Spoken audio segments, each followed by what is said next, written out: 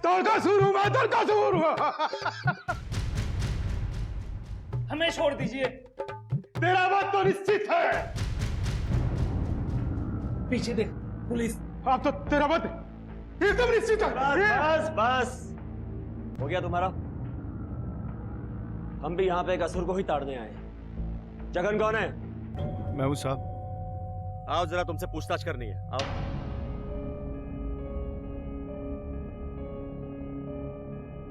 जगन, तेरी पत्नी कविता कहाँ है? सर तीरथ पे गई। हम यहाँ तेरी नौटंकी सुनने नहीं आए हैं, सच सुनने आए हैं। तुझे क्या लगा था कि तू अब है और तूने अब तक उसकी मिसिंग कंप्लेंट ही नहीं लिखवाई? सर वो मुझको बोल के गई थी तीरथ पे जा रही है। सर किसी ने बोल दिया कि फोन फट जाता है, तो उसने कभी डर के मारे फोन को हाथ भी नहीं लगाया, कांटेक्ट भी नहीं कर पाए। आप बताइए सर, मेरी क्या गलती है? मुझे कैसे पता होगा कहाँ है, किस हाल में? अच्छा, 15 से 20 मार्च के बीच तू कहाँ था? सर मैं बनारस में था, मौसी के यहाँ पे। उनकी तबीयत बहुत खराब थी। मौसी के पास बनारस में? नंबर निकाल। गुप्ता देखो बात करके। नंबर लगा। ये नंबर काम नहीं कर रहा है, कृपया नंबर जांच लें। नहीं लग रहा है सर। तेरे घर में तेरे किन दोस्तों का आना जाना है, तेरी पत्नी का किसके साथ उठना बैठना मिलना जुलना था, मुझे उन सभी लोगों के नाम और नंबर चाहिए। कुछ औरतें आती थी और मनोज और रितेश आते थे। मनोज और रितेश कौन है? सर मंडली के लड़के।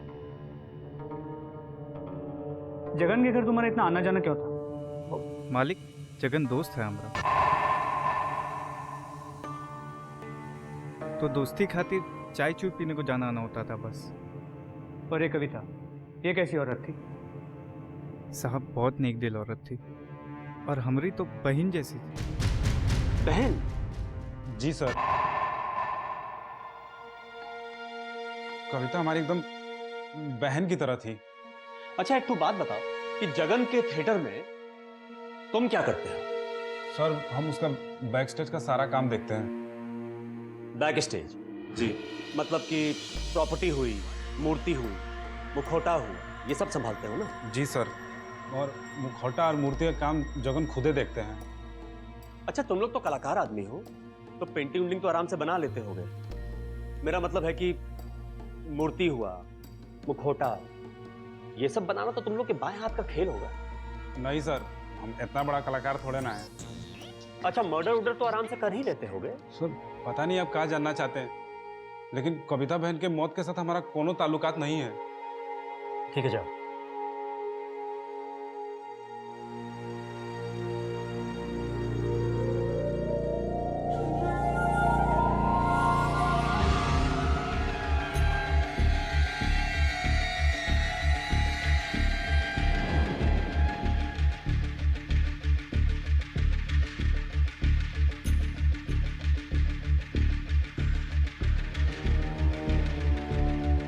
गुप्ता तुम लोग नीचे तलाशी लो, मैं ऊपर देखता हूँ। चल ऊपर दिखा।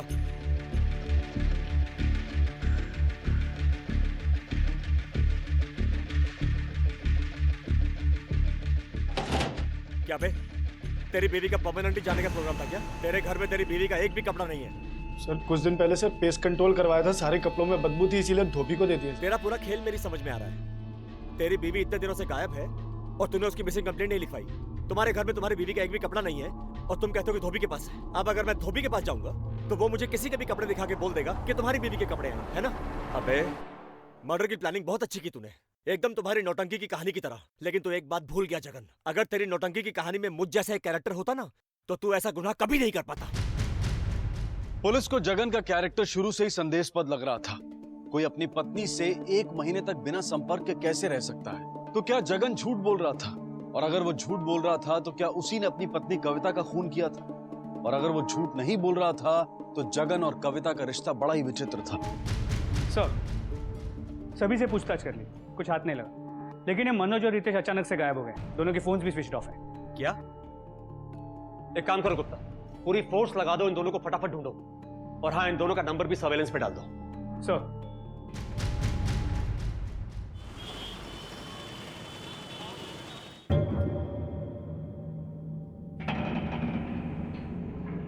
सर अभी अभी पता चला कि मनोज का फ़ोन फिर से एक्टिव हो गया है, लेकिन सिम किसी और के नाम पे है। कहाँ पे हुआ है? करवा में। गुप्ता, एक काम करो, करवा पुलिस को हमारे आने की खबर दे दो, और हाँ, उनसे कहना कि हमसे कोऑर्डिनेट जरूर करते रहे। सर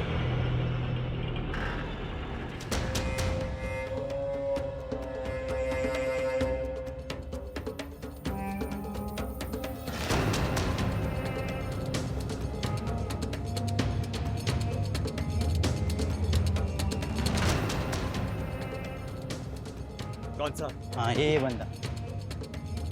उठ।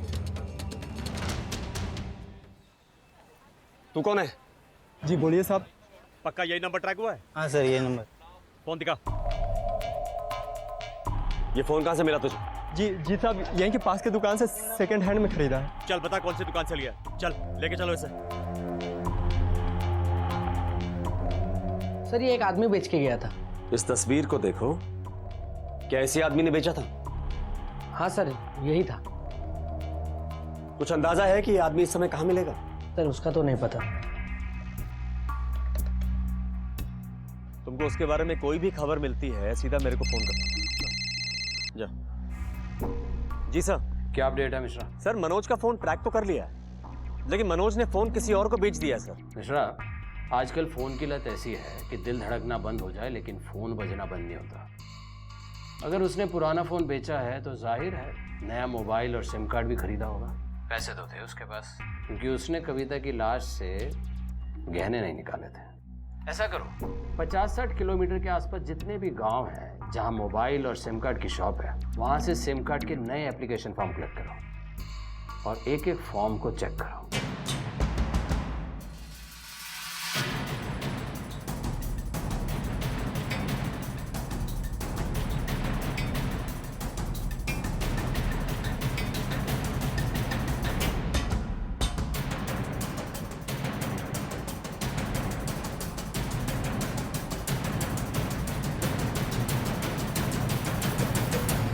सर आपका शक सही निकला।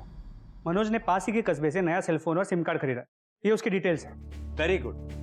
कुछ और मिला? हाँ सर, साइबर सेल को मनोज के पुराने फोन में से एक डिलीटेड वीडियो के ट्रेसेस मिले। वो उसे रिकवर करने की पूरी कोशिश कर रहा है। गुड। गुप्ता काम करो, इस मनोज का फोन भी सर्वेलेंस पे डाल। सर पुलिस मनोज और रितेश को पकड़ने के लिए जमीन आसमान एक कर रही थी, पर क्या ये कोशिश रंग लाएगी?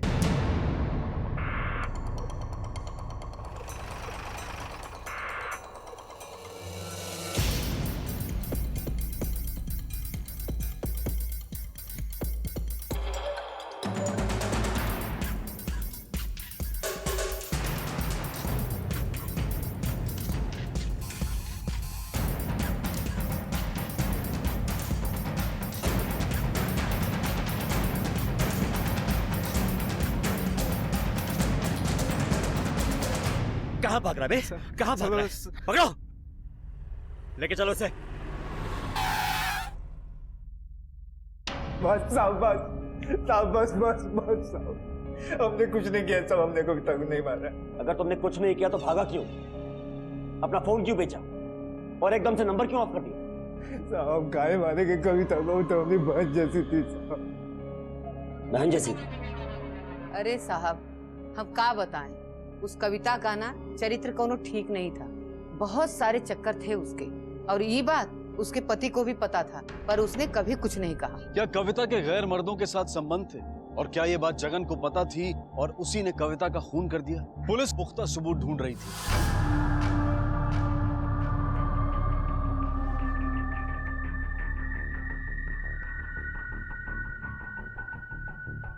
सर इसके छज्जे पे मिला, बिल्कुल वैसे ही है जैसे उस मूर्ति पे था। अच्छा, तो तूने अपनी बीवी को मारकर उसकी मूर्ति बना दी और भी लोगों को मारकर उनकी मूर्ति बनाकर विसर्जन करने का इरादा था तेरा? नहीं सर। बोल बोल, और किसको मारने की प्लानिंग कर रहा था? बोल। सर मैं सच बोल रहा हूँ सर, ऐसे मार्क्स और भी खरीदे मैंने। तुझे क्या लगता है हम क्या झुबरी तलैया से हैं जो हमें बेवकूफ बना रहा है? बोल। मैं सच कह रहा हूँ सर, और भी 2 मास्क रिहर्सल हॉल में रखे हैं सर। रिहर्सल हॉल में रखे हैं? चल दिखा, चल। अरे देखना यार उस वाले में, देख जाके तो देख नीचे, देख नीचे वाले।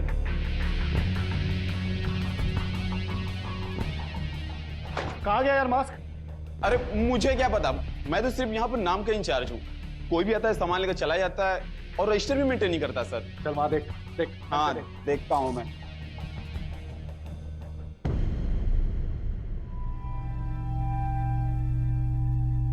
सर एक मास्क मिला है, एक नहीं मिल रहा सर। देवी माँ का कॉस्ट्यूम भी गायब। हमारे साथ नौटंकी करके हमको बेवकूफ बनाने की कोशिश कर रहा है। गुप्ता, इन दोनों को हवाला लेके चलो। चलो। हमने कुछ नहीं किया सर। अरे यूपी हिले बलिया हिले पटना हिले ला। भैया कुछ खाए खाएगा? जाओ कुछ खाए के। बहुत गर्मी है भाई।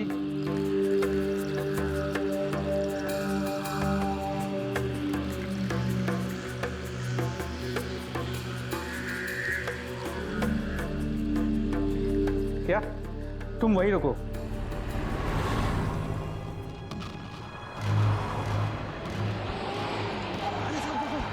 ये रहा।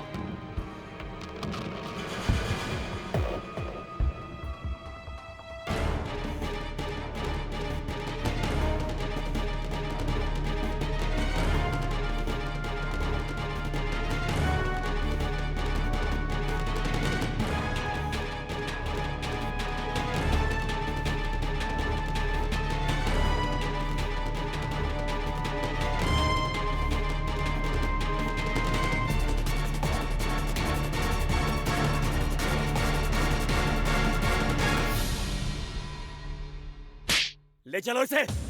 सर हम कुछ नहीं किए सर। मैं आखिरी बार पूछ रहा हूँ, सच बोल दे। अरे सर हम कुछ नहीं किए हैं। कुछ नहीं किया, अभी बताएगा तू। अरे सच बोल रहे सर, हम कुछ नहीं किए हैं। कुछ नहीं किया है? हम कुछ नहीं किए हैं। अरे सर हम कुछ नहीं किया। कुछ नहीं सर सच बोल रहे हैं सर। चुप।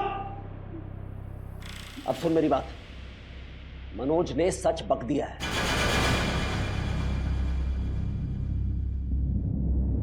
अब ये कुछ नहीं किया बंद कर और सच बोल। बोल। सच बोल रहे सर, हम कुछ नहीं किए हैं। क्या मनोज और रितेश ही कविता के असली कातिल हैं? या कविता का पति जगन है उसका असली हत्यारा? पुलिस को जगन पर शक तो था, लेकिन वो पुख्ता सबूत ढूंढ रही थी।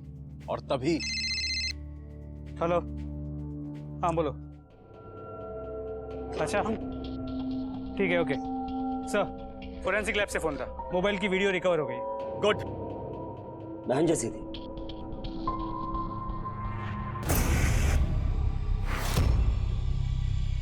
सब ये वीडियो तुम्हारे फोन में कहां से आया? बोल। सब हम कोई कत्ल नहीं किए। सब हम बस रितेश के साथ दिए थे साहब। रितेश का साथ दिया था? क्या साथ दिया? क्या साथ दिया रितेश का तुमने? कविता बहुत खूबसूरत थी साहब, इसीलिए रितेश हमेशा उसके पीछे लगा रहता था।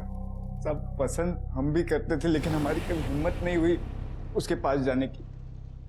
लेकिन रितेश साहब पता नहीं कौन से मिट्टी का बना था, एकदम पागल ही था साहब। हमेशा उसके नजदीक जाने की कोशिश करता था। और एक दिन साहब वो कविता को बाजार में अकेले पकड़ लिया और अपने दिल का बात कह दिया। अरे कविता भौजी, प्रणाम। रितेश तुम यहाँ पे? वो कहा है ना कि आपसे एक बात कहनी थी। हाँ बोलो। अरे भौजी वो कहा है ना कि आप हमको बहुत अच्छी लगती हैं और हम आपसे बहुत प्यार करते हैं। दिमाग खराब है तुम्हारा, पगला गए हो तुम। तुम्हें दिखता नहीं हम शादीशुदा हैं? तुम्हारे भैया को पता चलेगा ना, खूब मारेंगे तुमको। भौजी हम आपसे बहुत प्यार करते हैं, एक बार समझिए तो।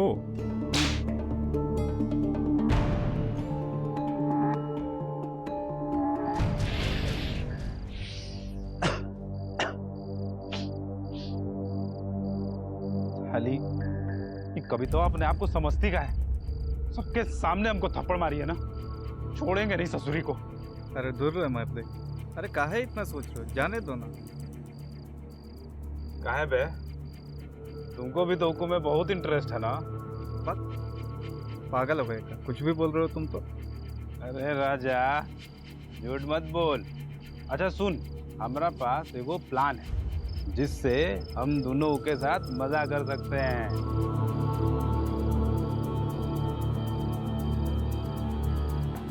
ऐ, तुम्हारा ना दिमाग खराब हो गया। देखो भाई, हमको तो कोनो लफड़ा में नहीं पड़ता। अरे कोनो लफड़ा नहीं होगा, तो हमारा बात सुन।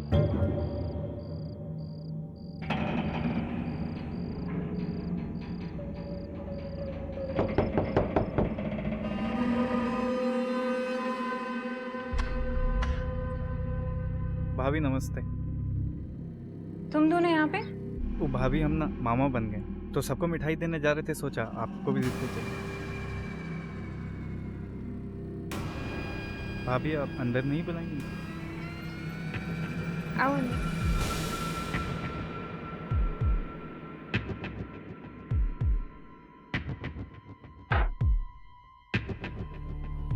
भाभी आज हम बहुते खुश, लीजिए पेड़ा खाइए।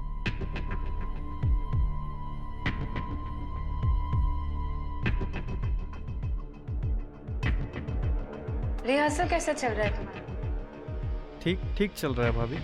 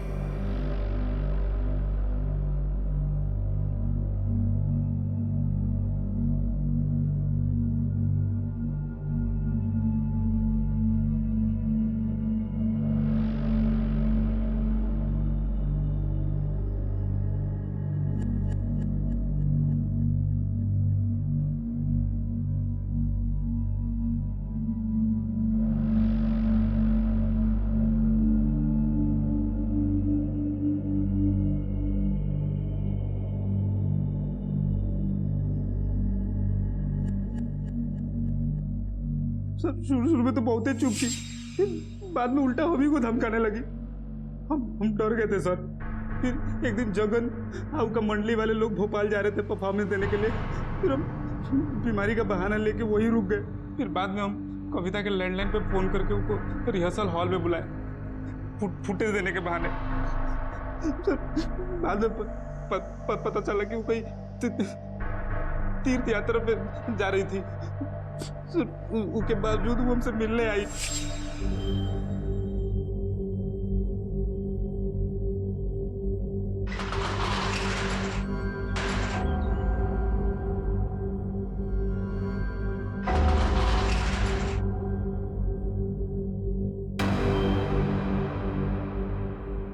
हमको हमारा वीडियो दो।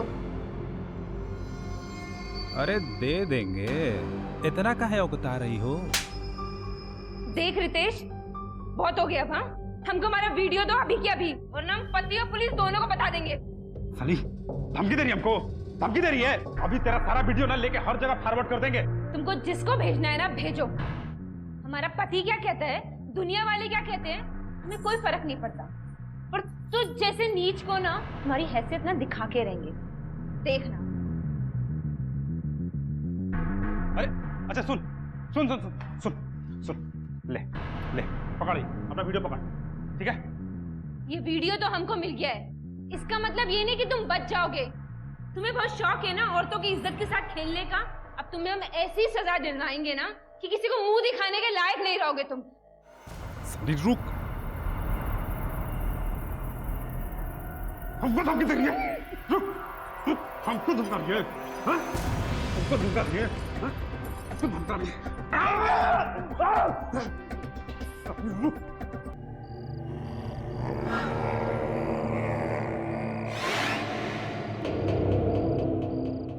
सत्यम लाश है, सत्यम की लाश है। चल यहाँ से। चल रुकना, बड़ा खतरनाक आइडिया है हमारे दिमाग में।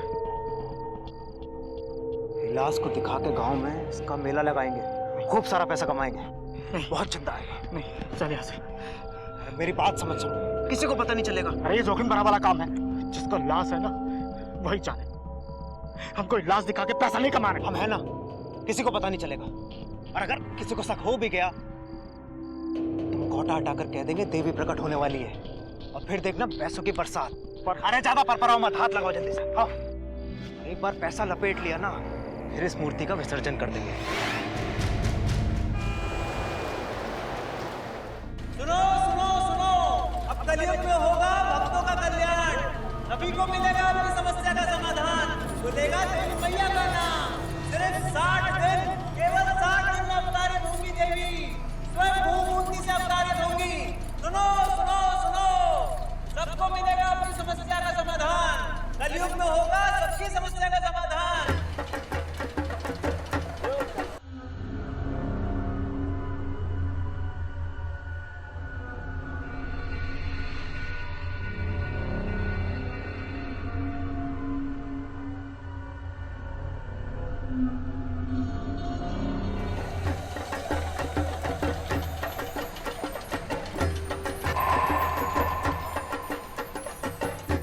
बोलो देवी मैया की, देवी मैया की।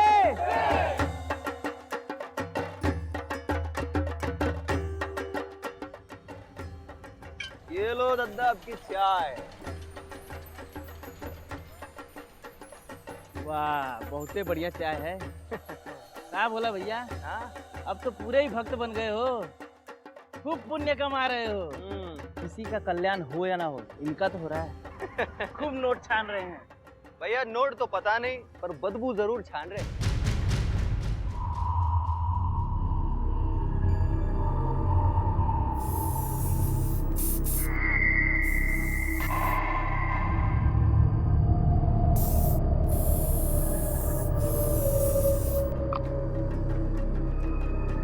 भाइयों, कल रात को माता रानी हमको दर्शन दिए हैं और एक दो बात बोले हैं कि माता रानी आपकी निष्ठा और भक्ति से बहुत प्रसन्न है और साथ ही साथ आप लोगों के दुखों को देखते हुए बहुत दुखी भी है।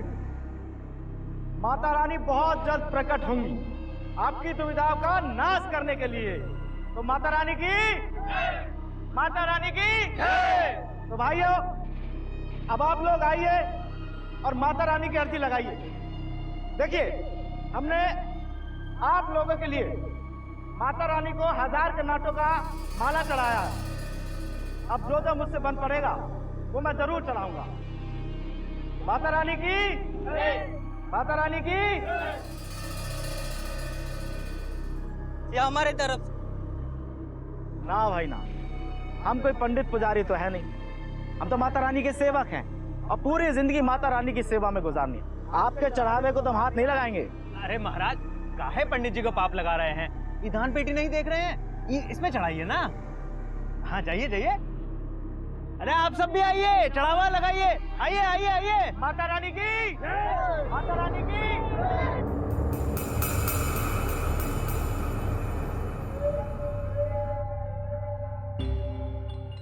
जब कोई विश्वास की दुकान खोलकर बाजार लगाता है, उसका विज्ञापन करने के लिए गलियों में उतर आता है, तो यकीन मानिए कि वो विश्वास का सौदा कर रहा होता है, अंधविश्वास को बेच रहा होता है। अंधविश्वास के ऐसे व्यापार में ना तो कोई श्रद्धा होती है और ना ही कोई भक्ति, बस होता है तो सिर्फ पैसा।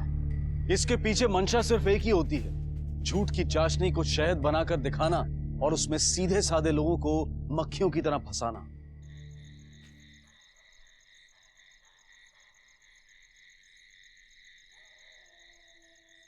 हमको भी हमारा रास्ता चाहिए। ये कौन सा सोना? किस सोने की बात कर रहे हो? रंगों की बस्ती में किसी की हैसियत है सोना चढ़ाने की? हाँ? साला सोना खुद हड़प जाओगे। बहानेबाजी मत कर, मत बोल मूर्ति हमको मिला था। हाँ मिला था तो का उखाड़ने लगे तुम? हाँ, आइडिया तो हमारा था ना, तुम तो डर के कट रहे थे, बोले नहीं करते हैं, इसमें तो बड़ा जोखम है। ये देखो, ये हम थे जो दिए ई माल कमा के माला माल होने का आइडिया। ये ब्रेन की कौनो कीमत है कि नहीं? लटखोर, तू जानता नहीं हमको। 2 घंटे में ना तुम्हारा सारा खेल खत्म कर देंगे, बता देंगे पूरी दुनिया। अरे धमकी मत दो, छोड़ो हमारा कॉलर।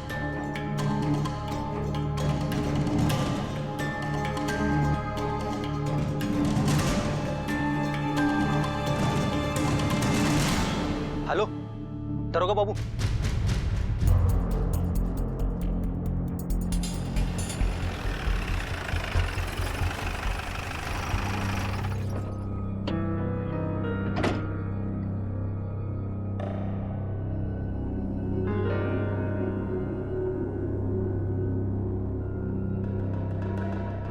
ये सब क्या है गुप्ता? यहाँ तो कोई भी नहीं है, पूरा पंडाल खाली है। लेकिन सर फोन करने वाले ने यही जगह बताई, कोई चाय वाला।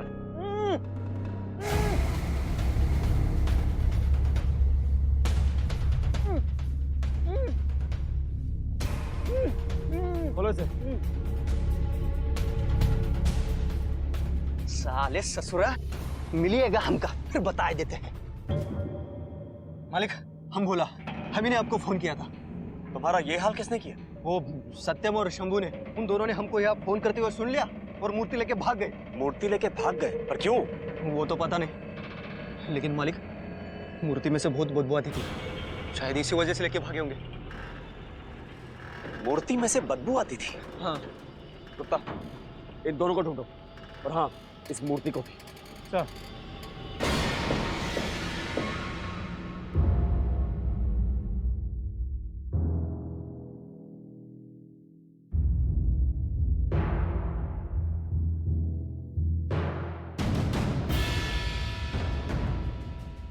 गुप्ता, तुम इसी मूर्ति की बात कर रहे थे?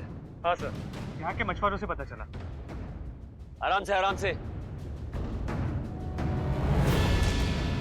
आराम से खींचो।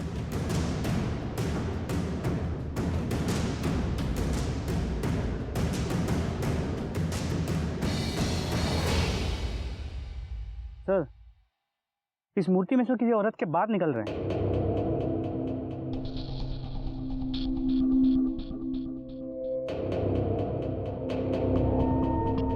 माय गॉड, किसी औरत को मार के उसकी मूर्ति बना दी है। भोला, तुम इसी मूर्ति की बात कर रहे थे?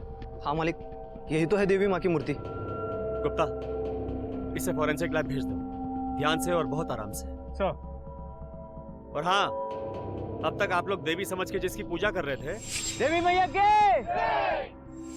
वो देवी भी नहीं है, लाश है, डेड बॉडी।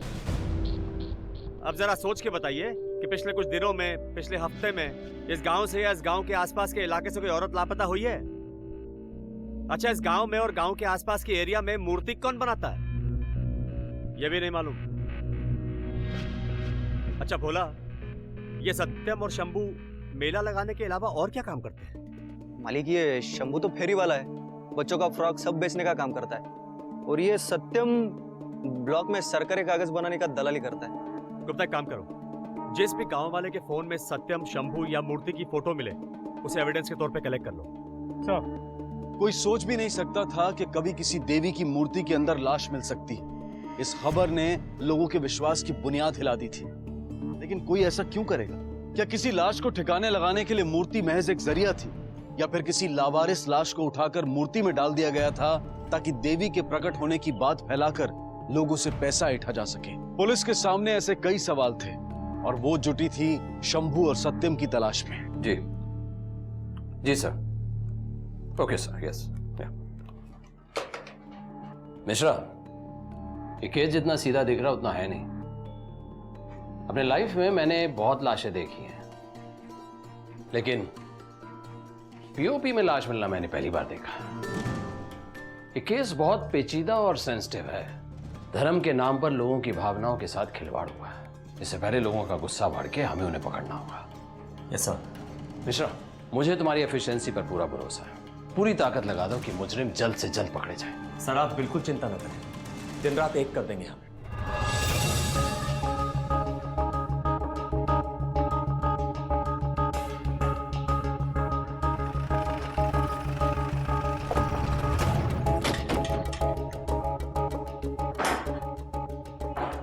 घर का कोना कोना छान मारो। सर। जी सर।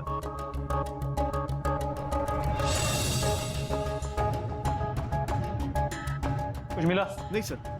चलो। सर, अंदर बिस्तर, बर्तन और कपड़ों के अलावा कुछ खास मिला नहीं। चलो। सर।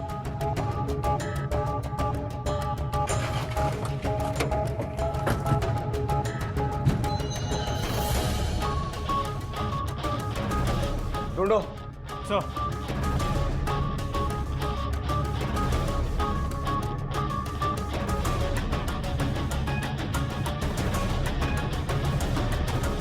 सर, यहां भी कुछ नहीं मिला। सर, उन दोनों के बारे में कोई ठोस जानकारी नहीं मिल पाई। दोनों की फोटोज को आसपास के सभी पुलिस स्टेशन भेज दिया और सभी खबरियों को भी काम पे लगा दिया। पिछले 2 या 3 महीने में किसी औरत की मिसिंग कंप्लेंट है कि ये भी चेक करने के लिए कहा है। गुड। देखो गुप्ता, इस केस में कोई भी गलती नहीं होनी चाहिए। सर हो सकता है सत्यम और शंभू ने किसी का मर्डर किया और लाश को ठिकाने लगाने के लिए पीओपी की मूर्ति का रूप देती है। हाँ हो सकता है, लेकिन सोचने वाली बात यह है कि अगर मर्डर इन दोनों ने किया है तो मर्डर करने के बाद इन दोनों ने मेला क्यों लगाया? अच्छा क्या तुम वही रुको? सर, नारायण चक गांव के बाहर एक झोपड़े में सत्यम को देखा गया। गाड़ी निकाल।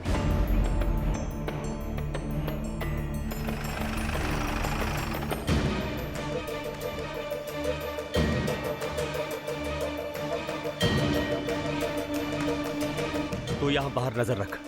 चलो।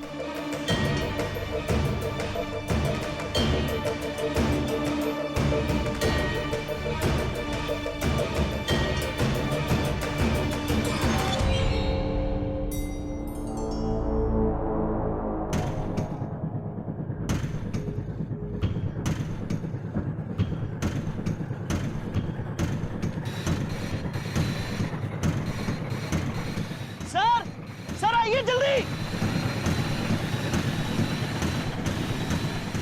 बिल्कुल चुप।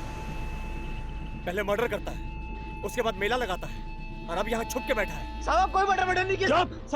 चल तुझे मेला दिखाता हूँ, लेके चलो इसे। चल। साहब आपको नहीं पता शंभू कहाँ पर है? हमने कोई मर्डर नहीं किया है। आपको तो ये भी नहीं पता था कि वो लाश कहाँ से आई और वो लाश मूर्ति में कैसे पहुंची। तुझे कुछ नहीं मालूम, अभी सब याद आ जाएगा। बोल शंभू कहाँ है? मैं बताता हूँ साहब वो मूर्ति शंभू को मिली थी साहब। आपको कुछ नहीं पता। शंभू के गांव का पता और उसका फोन नंबर दोनों बता जल्दी। साहब शंभू बरियापुर गांव का है साहब। फोन नंबर क्या उसका? नंबर क्या उसका?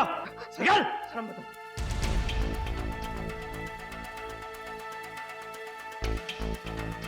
ये नंबर काम नहीं कर रहा है, कृपया नंबर जांच लें। गुप्ता काम करो, इस शंभू के सारे कॉल रिकॉर्ड बाहर निकालो and most important last location क्या थी पता करो। सर मैं भी देखता हूं तेरा ये शंभू कब तक बिल में छुप के बैठा रहता है, समझा तू?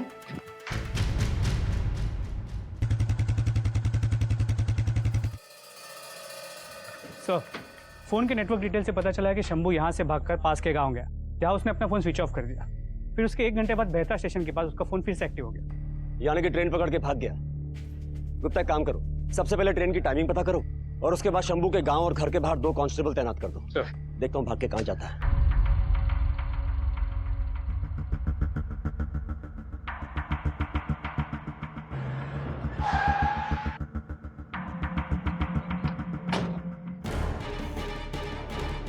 रुक! शंभू रुक! रुक!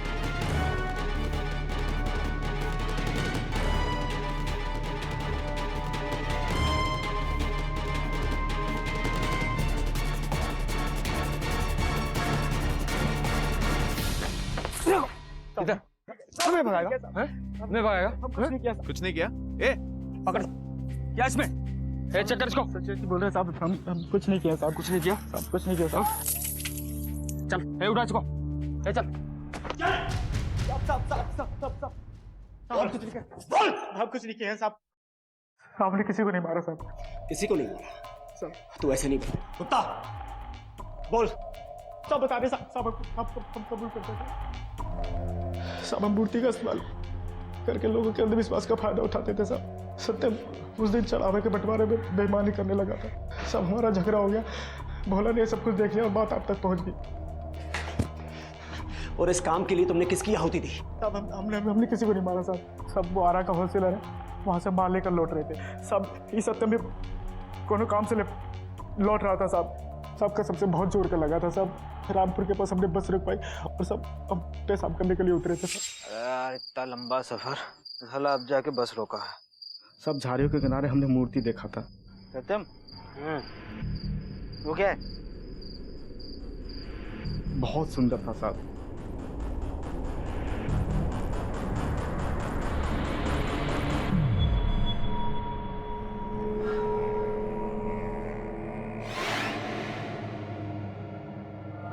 सत्यम लाश है। तब सब हमें पता चला कि इस मूर्ति के अंदर एक लाश है। तब हम तो बहुत डर गए थे। क्यों बे? तुमको हमारी शक्ल पे लिखा है कि हम पखलौल हैं, कि तुम कोई भी कहानी बनाओगे और हम मान जाएंगे। अब मैं आखिरी बार पूछ रहा हूँ, सच सच बोल, सच बोल, वरना यही पुलिस स्टेशन में तेरी मूर्ति बना दूंगा। बोल, तुमने किसको मारा और मार के मूर्ति में डाल दिया? बोल। साहब हम सच्ची सच्ची कह रहे हैं, आपको नहीं मालूम था उसमें किसका लाश है। हमारा बत मारा गया था, लोग में आके मूर्ति को उठा रहे थे सर।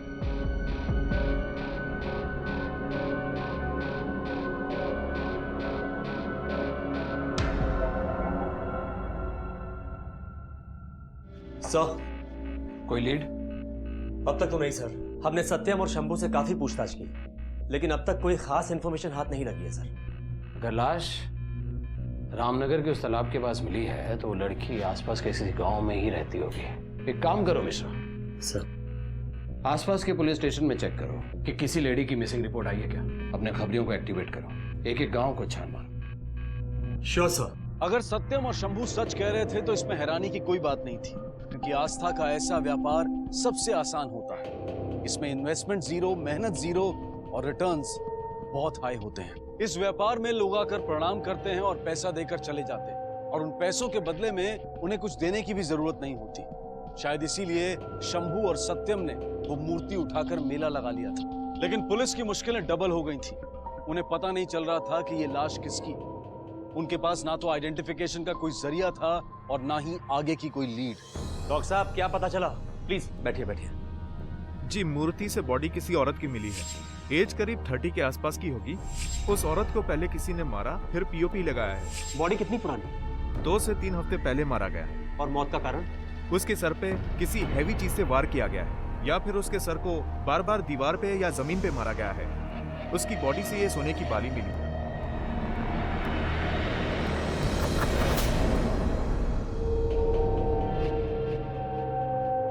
जब लोग गुमराह करते हैं तो बेजान चीजें राह दिखाती हैं। जी सर। ये बालियां बताएंगी कि इसे किसने खरीदा है। हर दुकान पर दस्तक दो, खोद निकालो जुर्म की जड़ को।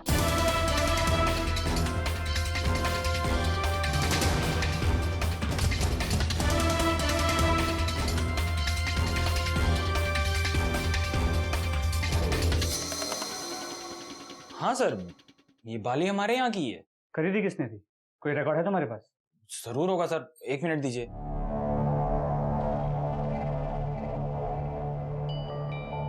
हाँ सर, ये 4 महीने पहले एक ये जगन सिंह नाम के आदमी ने खरीदी है। जगन सिंह, जगन नौटंकी मंडल। ठीक है, तुम वही रुको।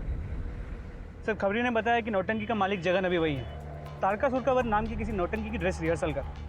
सर, उसने और एक बात बताई, उसकी बीवी कविता 1 महीने से किसी को भी दिखी नहीं।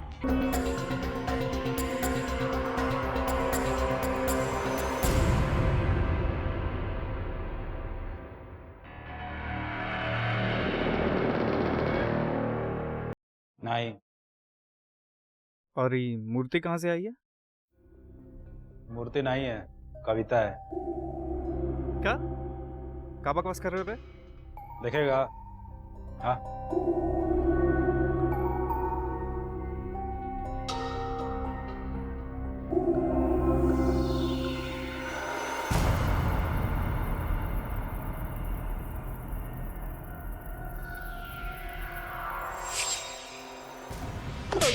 सर माफ करो सर। दोस्त बोलता है अपने आप को, शर्म आनी चाहिए तुझे। सबसे पहले अपने दोस्त की पत्नी की इज्जत पे हाथ डालता है, बाद में उसी की जान ले लेता है, और जान लेने के बाद उसकी मूर्ति बना के उसे सड़ने के लिए फेंक देता है। तो जैसे घटिया और घिनौने आदमी को जितनी सजा दी जाए ये कम है।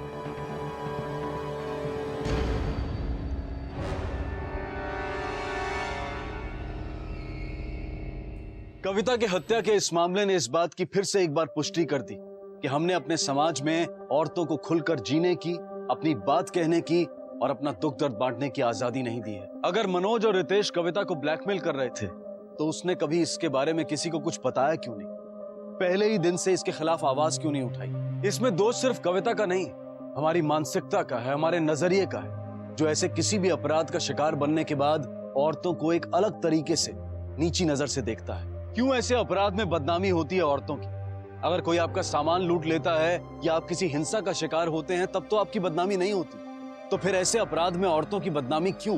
बदनामी का ये डर ही ऐसे हैवानों को ऐसे घिनौने अपराध करने का अवसर देता है। ये बेहद जरूरी है कि हम अपने आसपास के लोगों की मानसिकता, उनका नजरिया, उनकी सोच बदलने की कोशिश करें। इसी विचार के साथ मैं अनूप सोनी अब आपसे विदा लेता हूं। फिर मुलाकात होगी अगले एपिसोड में और खुलासा करेंगे एक और जुर्म का। तब तक अपना और अपने परिवार का ख्याल रखें और देखते रहें क्राइम पेट्रोल डायल 100। सबक एक को, सीख हम सबको। जय हिंद।